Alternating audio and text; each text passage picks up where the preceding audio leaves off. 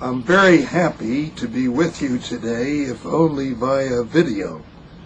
I'm sorry I can't be here in person because Chen Guangcheng and his wife Yuan Weijing are two of my closest friends, and my heart goes out to them.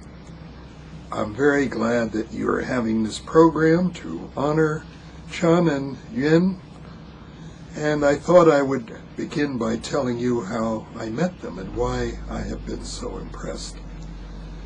I got a phone call one day in June, I think it was 2003, when Chen and his wife were visiting the United States at a State Department invitation.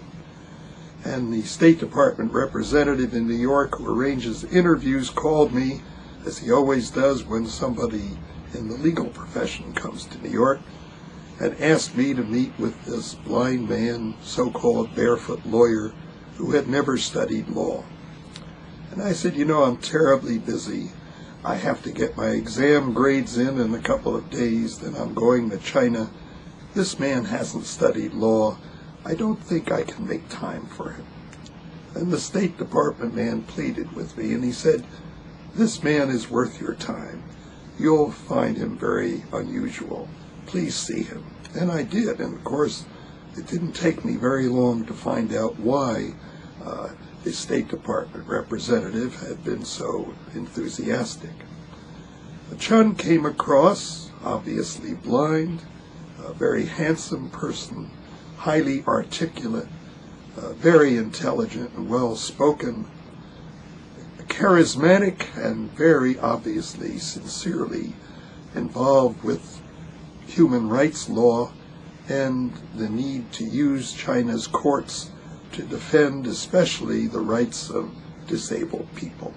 As some of you know, in 2005 and 2006, the Chinese government, troubled by the growth in population, the persistence of overpopulation, really enabled the Shandong provincial government to enact and carry out very harsh administrative measures, calling for forced sterilization or forced abortion of the women in their area. Thousands, tens of thousands of people were affected by this. And Chen tried to go to court to stop this, to get the court to order the police and other authorities that were abusing people to cease and desist. He couldn't get anywhere in the courts, and he was very frustrated. Things were going badly. I asked him to come back to Beijing, and when he did, he didn't look well. He was highly nervous. He was smoking more than he had, very agitated, and his wife helped me understand that he hadn't been able to sleep well.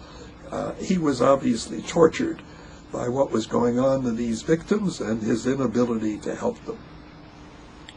Well, we talked about what might be done, and in the end, we only had two outlets, two strategies. One was to invite some legal specialists who weren't afraid of going down to Shandong province and the villages to do a report on what was taking place, which they could put online, at least briefly, when they returned to Beijing. Sadly, it didn't do Chen any good, to say the least. His family's farmhouse was surrounded, sometimes by as many as 200 policemen and thugs.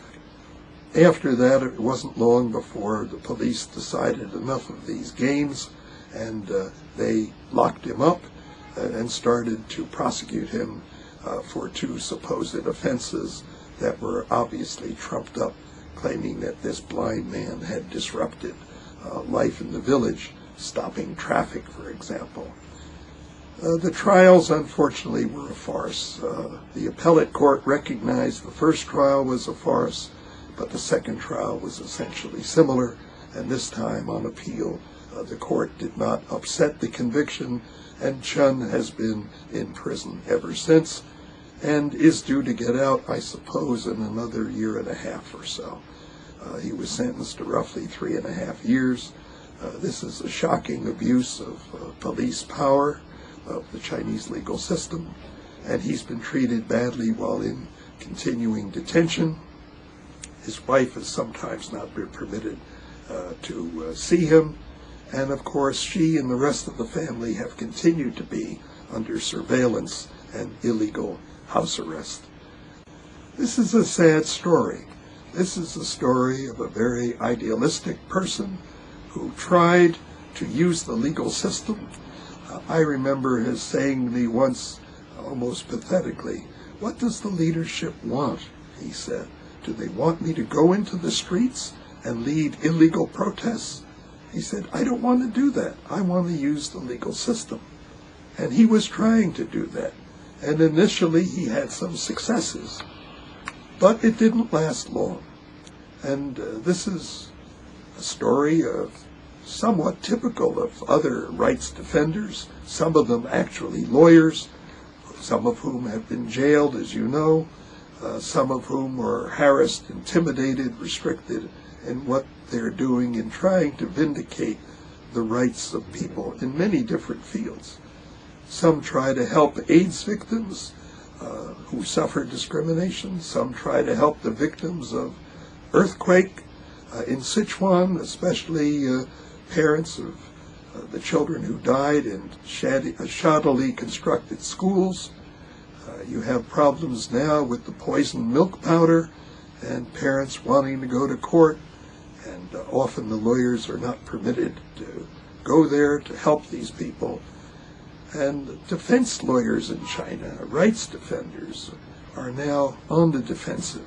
They need all the support that they can obtain within China and outside China. We on the outside, I think, have a special responsibility to give these people the kind of recognition that they crave and deserve, and to support them in every way we can. And I'm very glad that you're having this meeting to honor Chen Guangcheng and Yuan Weijing, and I hope that much more will be done on their behalf and on behalf of other rights defenders in China. Thanks for hearing me.